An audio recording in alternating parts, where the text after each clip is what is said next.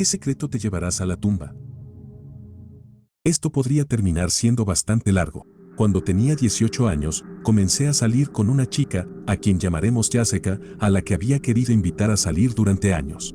Nos conocíamos desde que teníamos 11 o 12 años y ella siempre fue despreocupada, hermosa y, en general, genial para estar cerca. Ella me emparejaba con chicas que conocía cuando tenía 15 años y prácticamente hasta que le pedí salir. Cuando comenzamos a salir juntos, éramos inseparables. Pasábamos todo el fin de semana fumando en mi casa porque mi papá trabajaba en el extranjero el 90% del tiempo. Estábamos juntos y veíamos películas, jugábamos, etc. Cuando tenía 19 años, todavía estábamos saliendo y comencé a trabajar para mi papá y conseguí mi propio lugar. Ella se mudó conmigo. Inicialmente iba a mudarme al extranjero y terminar las cosas con ella, pero convencí a mi papá de que me dejara trabajar en el Reino Unido para poder quedarme con ella. Dejamos de fumar hierba, pero aún intimábamos con frecuencia. Ella era perfecta, relajada, con un 10 de 10 en apariencia y también en la cama. Con los años perdió su chispa. Dejó de ser el alma despreocupada de nuestra adolescencia y se convirtió en algo menos. Dejó de querer simplemente pasar el rato y comenzó a irritarse por pequeños problemas. Aún éramos felices, yo estaba yendo bien en el trabajo y nos mudamos a un bonito apartamento cuando teníamos 21 años. La magia empezaba a desaparecer para mí y a veces deseaba que solo hubiéramos tenido ese año y que me hubiera mudado. Ella quedó embarazada. Descubrimos que íbamos a tener una niña. Compramos todo lo que necesitábamos y en su emoción empecé a ver destellos de la chica de la que me enamoré. Mi papá falleció, pero ella me ayudó a superarlo, me sostuvo cuando lloré y me gritó cuando no quería levantarme de la cama e ir a trabajar. Ella volvió a ser despreocupada, quería sentarse y simplemente estar conmigo de nuevo. Cuando nació nuestra bebé, eso duró un mes o dos y luego empezó a desvanecerse nuevamente. Jessica no estaba muy involucrada, amaba a nuestra hija, pero la mayoría del tiempo yo era el que cambiaba pañales, me despertaba en medio de la noche para consolarla, todo lo que implica ser padre. La falta de sueño la agotó bastante rápido y, eventualmente, volvimos a estar estancados y empecé a desear que solo hubiéramos tenido un año juntos en lugar de esto. Amo a mi hija con todo lo que soy y haría cualquier cosa por ella, pero su madre ya no era la chica de la que me enamoré. Cuando mi hija tenía 4 meses, Jessica estaba caminando de regreso de la tienda y fue atropellada por un coche. La subieron a una ambulancia y la llevaron al hospital, a donde fui después de dejar a mi hija con nuestros vecinos, tras recibir una llamada informándome que Jessica había tenido un accidente. Cuando llegué allí, me dijeron que hicieron todo lo que pudieron, pero que estaba sin vida cuando la ambulancia llegó y no pudieron reanimarla. Lo que sentí entonces fue lo opuesto a lo que esperaba sentir. Cuando me dijeron que había perdido la vida, tuve que luchar conmigo mismo para no sonreír. Me dio un subidón, me sentí eufórico. Pensé que no tendría que lidiar con romper con ella y pelear por ver a mi hija. No tendría que llegar a casa y verla sentada en el sofá viendo programas de televisión horribles, recordándome lo genial que solía ser. Me llevaron a la sala para ver su cuerpo, y simplemente me quedé allí parado. En las películas, las personas se aferran a los rostros de sus seres queridos y lloran, preguntan por qué. Yo la miré ahí tendida, aún cubierta de rojo, y no sentí nada. Me obligué a darme la vuelta porque las enfermeras me estaban mirando y no quería que supieran lo que realmente sentía. Horas después, fui a casa, recogí a mi hija y me senté en el sofá abrazándola. Lloré por ella. Lloré porque perdió a su madre, y un día tendría que decirle que su madre no sobrevivió en un accidente y tendría que hacerle creer que me importaba. Le dije que lo sentía. No sabía por qué cuando lo dije, pero luego me di cuenta de que le estaba diciendo que lo sentía por el alivio que sentí cuando me dijeron que Jessica había muerto. Ahora tengo 25 años, mi hija es perfecta, pero no extraño a su madre. Soy feliz ahora. Cuando pienso en Jessica, pienso en la adolescente de la que me enamoré, bloqueo todo lo que pasó después del primer año que estuvimos juntos. Estoy feliz de no tener que compartir a mi hija con Jessica, estoy feliz de poder criarla solo. Estoy bien de que cuando llego a casa del trabajo, recojo a mi hija de la guardería, tomamos una siesta en el sofá, la baño, la acuesto y le canto. Estoy feliz de que solo seamos nosotros dos. Me alegro de que Jessica no esté aquí. Mi hija nunca sabrá esto. Nadie que me conozca lo sabrá. Cuando hablo con mi hija sobre su madre, hablo de ella como si siempre hubiera sido la chica extrovertida de la que me enamoré. La forma en que me sentí cuando murió me persigue. Debería haber sentido algún tipo de pérdida, pero sentí felicidad y eso no ha cambiado. Me alegro de que no esté conmigo. Jessica nunca hizo nada malo, lo que hace que sea tan horrible para mí sentirme así. Pasé meses tratando de convencerme de que era solo una forma retorcida de duelo, pero aquí estoy, años después. Cuando tenía unos 12 años, estaba en un campamento de verano. Siempre he sido un poco tímido, así que el campamento era prácticamente un infierno para mí. Teníamos un par de horas de tiempo libre al final del día y estaba caminando solo en el bosque justo al lado de un gran campo abierto donde todos estaban lanzando frisbees o haciendo lo que fuera. Vi un enorme nido de avispas en un árbol, fácilmente del tamaño de una sandía, si no más grande. Pues bien, decidí lanzarle una piedra. La piedra terminó atravesando el nido y lo derribó al suelo. Avispas por todas partes. Corrí y no recibí ni una sola picadura. Pero todos esos niños en el campo, ellos la pasaron mal.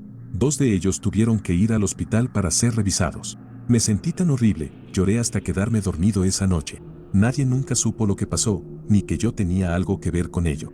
Todavía me siento mal por eso y ya tengo casi 40 años. Dudo que alguien lea esto, pero mi suegra era muy cercana a una pareja y sus hijos, un niño y una niña.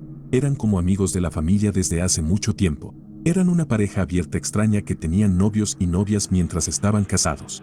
Llamaremos a la esposa, Lori, y al esposo Dave. Bueno, un día mi esposa y yo estábamos comiendo pizza con Lori y sus hijos. En ese momento el niño tenía 11 años y la niña 5. Y ella nos estaba hablando de cómo sigue pillando a su hijo haciendo cosas indebidas y no aptas para su edad en su teléfono móvil y cómo no sale de la habitación de la niña por la noche. Estaba un poco confundido e intrigado por lo indiferente que ella estaba al respecto. Así que estaba haciendo más preguntas. Así que estamos hablando más sobre eso y Lori dice que lo sorprendió allí por la noche y que no tenía nada de ropa puesta. Cuando le pregunté sobre qué hicieron cuando vio eso, ella simplemente dijo que lo castigaron durante una semana pero que él sigue haciéndolo. Toda esta conversación sucedió frente a la niña. Bueno, la niña después de escuchar comienza a dar sus propios detalles escabrosos y que Lori permitió todo esto más de una vez. Realmente no pude escuchar más, sonreí y entré a otra habitación donde me quedé hasta que se fueron. Inmediatamente después de que se fueron, mi esposa y yo hablamos de ello con mi suegra y decidimos que íbamos a informar a servicios de protección infantil a pesar de que mi suegra nos dijo que no lo hiciéramos. Llamamos y en 2 días sacaron a la niña y el tribunal ordenó que los niños estuvieran separados en todo momento. Entonces, durante 1 o 2 meses, mientras se llevaba a cabo la investigación, finalmente resultó que él hacía actos indebidos con ella con suficiente frecuencia como para que estuvieran separados permanentemente. Durante este tiempo, los padres decidieron ignorar la orden judicial y llevarse a los niños a Disneylandia. En pocas palabras, el hijo volvió a cometer los mismos actos con la niña en el viaje y ella le cuenta al trabajador de servicios de protección infantil cuando regresan. Los padres fueron arrestados por maltrato infantil. Lori aceptó un acuerdo y pasó 9 meses en la cárcel, y Deb fue a juicio, perdió y está en la cárcel por 2 años en un programa de liberación laboral. La niña ha sido adoptada por una familia buena y amorosa y el hijo está en un centro de detención juvenil y ahora es un delincuente sexual registrado. Nadie sabe que fuimos nosotros los que llamamos a servicios de protección. Todos los demás piensan que fue la hermana de Lori, ya no se hablan en absoluto. Nunca lo diré porque siento que destruye una familia, pero sé que hice lo correcto. Un poco de contexto, tengo 36 años y 2 hermosos hijos, uno de 8 y otro de 5 años. Cuando tenía 16 años conseguí mi primer trabajo en Chick-fil-A. De cada cheque de pago que ganaba, invertía $100. Luego aumenté esa cantidad a 250 cuando conseguí un mejor trabajo y ahora pongo 1,250. Actualmente tengo alrededor de $700,000 invertidos. Seguiré haciendo esto hasta que deje de trabajar o muera. Ahora, la razón, crecí en un hogar muy pobre. En un momento estuvimos a punto de ser desalojados de nuestro apartamento, mi padre tenía problemas de drogas y mi madre estaba bastante deprimida la mayor parte del tiempo, que compartíamos con otra familia también bastante pobre. Nunca tuve nada de lo que quería y apenas tenía lo que necesitaba. Por lo tanto, me hice una promesa a mí mismo y a mi futura familia de que nunca les dejaría pasar por esto. Ni mi esposa ni mis hijos saben que tengo este dinero. Vivimos un estilo de vida bastante agradable y yo manejo todas nuestras finanzas, por lo que mi esposa no sabe sobre los $1,250 que faltan de cada cheque de pago. Voy a ahorrar este dinero hasta que muera y luego se lo daré por igual a mis hijos y a mi esposa. A este ritmo, probablemente tendré alrededor de 5 millones o más cuando muera. No es tanto algo que me llevaré a la tumba, sino algo que podría serlo ya que nadie a quien se lo cuento me cree. Mido 1,85 metros, peso más de 90 kilos y tengo pinta de ser un hombre intimidante. Mi actual interés amoroso me dijo recientemente que había estado interesada durante años, pero que yo le intimidaba. Supongo que no debería sorprenderme que nadie me crea cuando les digo que mis padres me abusaron. En casa, mi padre casi siempre estaba en el hospital y mi madre trabajaba como una condenada para saldar eso. Eso no les impedía darme una paliza cuando estaban borrachos. Avanzando a la escuela secundaria, me enviaron a un internado y, Dios, estaba feliz de no tener que volver. Pasaba las vacaciones con amigos o con mis tutores legales, que eran amigos de la familia. Mi padre eventualmente murió, que descanse su torturada alma, y mi madre eventualmente se calmó, pero no dejó de beber. Y cuando volvía a casa, tenía el pecho mucho más ancho, así que supongo que era mucho más intimidante físicamente. Intenté contarle a la gente de casa y a mis tutores sobre ello, pero nadie me creía. Decían que lo estaba inventando y que debía estar agradecido por las oportunidades que tenía gracias al trabajo duro y los sacrificios de mis padres. Y sí, estaba feliz. Feliz de no estar más en esa maldita casa. Después de que uno de mis tutores se riera de manera increíblemente humillante y despectiva de mis acusaciones, simplemente dejé de intentarlo y lo enterré dentro mío. Ahora, una década después, sigo estando amargado como el infierno y reducido a contarle a una legión anónima de personas en internet solo para sacármelo del pecho y con la remota posibilidad de que alguien me crea. La única satisfacción que tuve fue cuando mi tutor, estando con copas de más, mencionó mis acusaciones después de que mi madre murió y mis tutores se separaron. Siguió diciendo que nunca creería eso de su amiga y le respondí, sí, yo nunca creería algo tan terrible de alguien que me importa, incluso si alguien más a quien me importa me lo cuenta, como engañar a su cónyuge durante 20 años seguidos. Su cara se puso pálida y desapareció, con cara de enferma. Volvió 10 minutos después perfectamente bien, falsa y aún más ebria. Dudo que siquiera lo recuerde. Estoy usando Tor sentado en Starbucks, así que supongo que es seguro como para quitarme esto del pecho. Maté a un hombre. Tenía 24 años y estaba en uno de mis primeros viajes de negocios, solo en una ciudad desconocida. Mi jefe tenía reuniones y una cena con un cliente en otra ciudad ese día, y no iba a volar hasta la mañana siguiente, así que tuve que entretenerme esa noche. No me gustaba la idea de quedarme solo en mi habitación, así que encontré un bar cerca de mi hotel que parecía tener buena comida también. Pensé que iría, vería algo de las finales de la Stanley Cup, tomaría una o dos cervezas y cenaría. Todo salió bien y, de hecho, terminé conversando con un grupo bastante animado en el bar. Había muchas otras personas allí solas y un buen barman que fomentaba la interacción. Un tipo en particular era súper amigable y terminamos llevándonos bien, intercambiando rondas de cervezas y charlando hasta la hora de cierre. Tenía una edad similar a la mía y trabajaba en un campo similar, con planes de empezar la escuela de negocios el otoño siguiente. Llegó las 2, de hecho, unos minutos antes si recuerdo bien, y es hora de cierre y nos están echando. Él me pregunta dónde me estoy quedando, y me dice que está de camino a su casa, así que comenzamos a caminar en esa dirección juntos. Estoy bastante borracho en este punto y tengo problemas para caminar erguido. Él está un poco mejor, pero ambos estamos tambaleándonos y terminamos caminando del brazo para apoyarnos mutuamente. En el camino de regreso al hotel, tuvimos que cruzar un paso elevado que cruzaba una autopista que pasaba por el centro de la ciudad, pero estaba excavada por debajo del nivel de la calle. A mitad de camino, se detiene y me señala para mostrarme la nueva arena que acababan de abrir a lo lejos, justo al lado de la autopista. Luego se puso delante de mí, me agarró del hombro, y antes de que pudiera darme cuenta de lo que estaba pasando, me atrajo hacia él y puso sus labios sobre los míos. Estaba en shock y lo empujé, sin querer ser brusco pero para detenerlo y poder explicarle que cometí un error y le di la idea equivocada. Pero en nuestro estado no me di cuenta de lo fuerte que lo empujé, ni de dónde estábamos, y lo empujé con mucha fuerza. Tanto que perdió el equilibrio y siguió hacia atrás por el lado de la barandilla. Estaba en shock y miré por encima de la barandilla. Evitó el tráfico al caer, pero aterrizó en un desagüe que separaba las dos direcciones y estaba a 1,5 metros más abajo en el suelo. No sabía qué hacer ni cómo explicar la situación, así que me fui. Pensé que se las arreglaría para salir y pedir ayuda, o que alguien lo habría visto caer y llamaría al 911. Estaba destrozado al día siguiente, pero logré pasar el día y al no escuchar nada más al respecto, asumí que todo de alguna manera se había resuelto. 2 días después, hubo un artículo en el periódico local, lo encontré en línea ya que ya estaba en casa para entonces, sobre el descubrimiento de su cuerpo. Unos días después, salieron informes de que tenía un nivel de alcohol en sangre de más de 0,15 y que se asumía que había caído mientras estaba ebrio. Nunca salió nada más de eso, y nunca he compartido esta historia con nadie. Y no se siente tan bien como pensé que se sentiría al escribirla aquí. Solo trae las imágenes de vuelta a mi cabeza. Pero así es. Bueno, ese es mi secreto. He estado casado con mi esposa durante 9 años. Ella es mi mejor amiga y la amo mucho. Ella también es asexual. No necesariamente disfruta de un momento íntimo, pero en ocasiones accede por unos minutos para terminar con eso, como suele decir, siempre en un tono sarcástico de broma, pero sé que lo dice en serio. Apenas me toca de cualquier manera que no sea un abrazo o para acurrucarse. Si saco el tema e intento hablar sobre ello, se pone a la defensiva al instante y se convierte en una discusión. La discusión durará unas pocas horas hasta que cedo de nuevo y ella dice intentaré ser mejor. Esto lleva a una semana o dos de hacer algo en la cama 2 o 3 veces a la semana y luego eventualmente volvemos a la normalidad. A lo largo de los últimos 7 años la he engañado.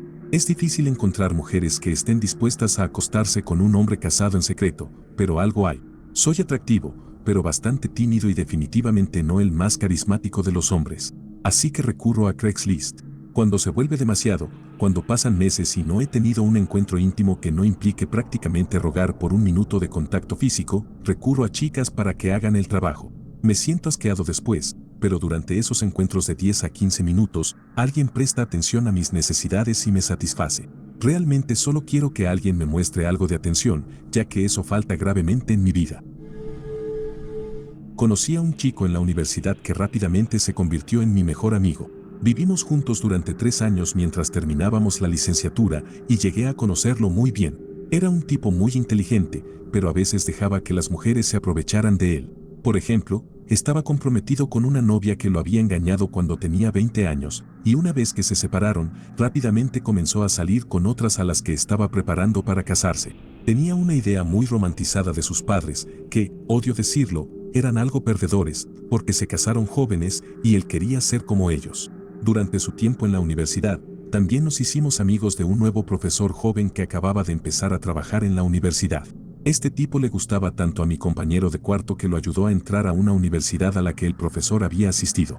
Una beca completa para la escuela de posgrado con una asistencia incluida y todo. Incluso llegaron a encontrar dinero para él en el departamento solo para traerlo, creando un puesto donde antes no había.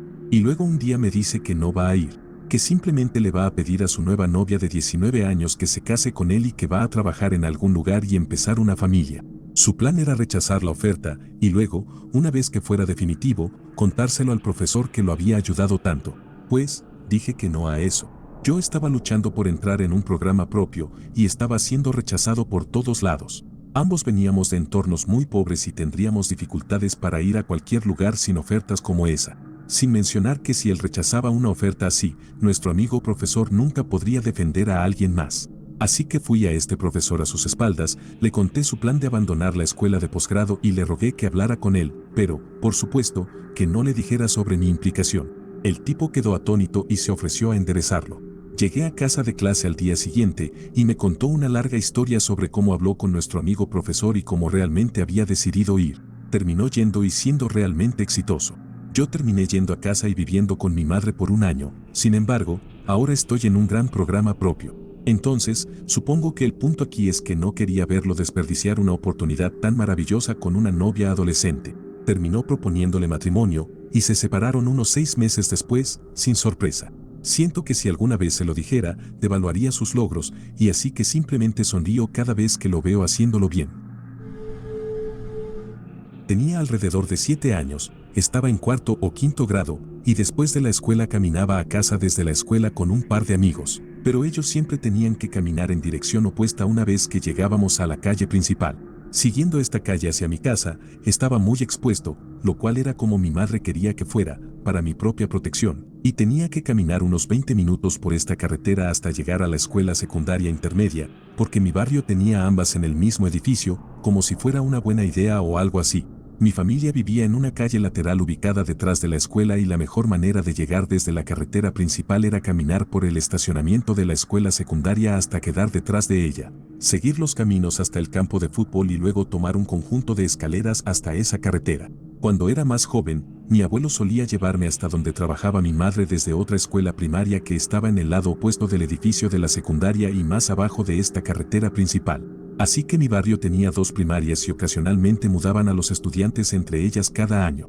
Así que después del tercer grado me trasladaron de la que estaba cerca del trabajo de mi madre a esta que estaba más lejos. Pensé que esto era genial porque significaba que era lo suficientemente mayor para caminar a casa por mi cuenta. Sin embargo, la emoción de esto se convirtió en miedo, ansiedad y en mí, el pequeño, rogando que mi madre me recogiera de la escuela. Ella estaba demasiado ocupada tratando de dirigir su empresa para mantenerme a mí, a mi hermana y a nuestro padre discapacitado.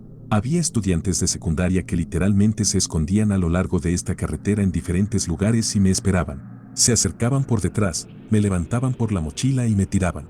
Me habían quitado el dinero del almuerzo una y otra vez, me mandaban a casa con ojos morados, y lo máximo que mis padres podían hacer era llevar el asunto a la escuela, pero no podían hacer nada porque yo no sabía quiénes eran esos chicos. No hace falta decir que esto continuó durante la mayor parte del año escolar. Intenté encontrar otras formas de llegar a casa, pero en mi vecindario esto era casi imposible debido a las colinas, y mi casa estaba ubicada en un valle opuesto a un montón de bosques y un arroyo. Intenté huir de ellos. Intenté correr hacia casas cercanas y golpear las puertas pidiendo ayuda, pero cada vez me atrapaban y me golpeaban. Me decían nombres, me rasgaban la ropa, etc. Le pedí a mi papá muchas veces que me ayudara, que me dijera qué hacer, y siempre me decía que tratara de defenderme. Él era un ex marine y, desde su silla de ruedas permanente, me mostraba lo mejor que podía cómo lanzar un golpe o dónde patearlos para ayudarme a escapar, porque sabía que me superaban en número y se aprovechaban de mí. Intenté esconder el dinero del almuerzo en diferentes lugares para tratar de conservarlo, pero siempre terminaban encontrándolo. Un día me armé de valor, intenté prepararme para enfrentar la situación. Llegué al frente de una iglesia local cuando los vi acercarse y me escondí detrás del gran letrero de la iglesia. Ellos pasaron y yo me escabullí de mi escondite, de regreso por la calle. Pensé que los había eludido y llegué hasta la ferretería, pero allí estaban dos de ellos esperándome, como si anticiparan que haría esto. Me empujaron contra la pared y me mantuvieron allí esperando a que los demás regresaran. En ese momento, estaba justo enfrente de la comisaría de policía local. Recuerdo gritar en mi cabeza, ¿por qué yo? ¿Por qué nadie me ayuda? Hay muchos autos pasando por esta carretera todo el día, es una calle muy transitada. ¿Nadie va a hacer algo?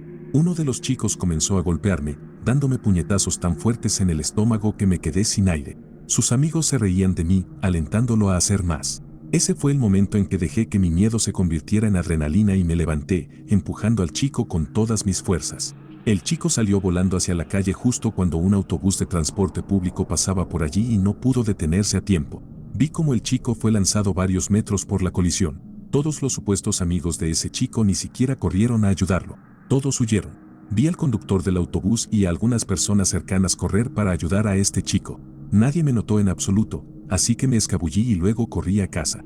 Me escondí en mi habitación, en estado de shock por lo que había hecho, esperando que la policía viniera a llevarme y llorando. Pero nunca vinieron y no le conté a nadie lo que había pasado. Al día siguiente, ninguno de esos chicos me estaba esperando y nunca volvieron a molestarme. Escuché sobre el incidente en las noticias locales y todos parecían pensar que el chico había corrido delante del autobús. Me enteré por las noticias de que definitivamente era un estudiante de secundaria y escuché en la escuela por nuestro maestro que estaba en el hospital con heridas graves, pero vivo. Realmente pensé que había quitado la vida a ese chico. Un año más tarde, cuando llegué a la escuela secundaria, me encontré con uno de esos chicos en los pasillos y me pidió disculpas por haberme molestado en aquel entonces. Le pregunté qué había pasado con ese chico y me dijo que no pudo volver a la escuela por alguna razón y que la familia se había mudado. Casi me sentí aliviado por eso, porque pensé que algún día este chico querría vengarse. Pasaron los años y llegó la graduación de la preparatoria, y una de las cosas que hizo nuestra escuela fue preparar una gran presentación que repasaba muchos eventos de nuestra infancia y nuestro crecimiento hasta convertirnos en adultos. Esto incluía eventos del vecindario, partidos de fútbol, lo que fuera que todos conocían. Entonces, lo vi. El artículo de noticias sobre ese chico y luego un seguimiento de lo que realmente sucedió. El chico nunca se recuperó y murió en el hospital. La ciudad utilizó este incidente para concienciar a las familias y animar a sus hijos a usar los pasos peatonales y mirar a ambos lados antes de cruzar la calle. Aún no estábamos en la parte del discurso de la ceremonia y yo ya estaba llorando mucho. Sentía tanta culpa y tristeza por lo que había hecho. Y todos esos chicos, creo que eran 5. Ninguno de ellos dijo la verdad, probablemente porque ayudaron a iniciar esa terrible situación que llevó a que un chico perdiera la vida. Tengo 27 años ahora. Estoy viendo a un terapeuta por un trauma diferente y más reciente. Me he recuperado de una conmoción cerebral grave que sufrí hace aproximadamente un año y hay muchas cosas sucediendo en mi vida en este momento. Desde esa lesión, he perdido muchos recuerdos de mi vida, especialmente de mi infancia, pero no he olvidado esto. Creo que lo tenía escondido todos estos años y ahora ha salido a la superficie. Ni siquiera he hablado de esto con mi terapeuta aún, así que espero que Internet se sienta especial. Me conmovieron todas las historias que leí hoy y me recordaron este terrible secreto mío.